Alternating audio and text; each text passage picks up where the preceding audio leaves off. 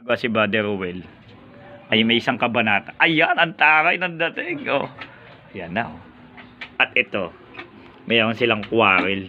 Ayan, oh. Oo. Ayan na, oh. Pasimple lang yan. Pasimple lang yan. Oo. Umalis na. Mukhang may away yata sila. Brother Ruel. So, dito kami niyan sa, sa Hillsview Phase 3. Siyempre, ginagwardyahan lang nito ni, ni Black and White Pussycat yung kanyang teritoryo. So yan, so okay na yung bendo niyan, lang barado, natanggal na, kinakabit na lang.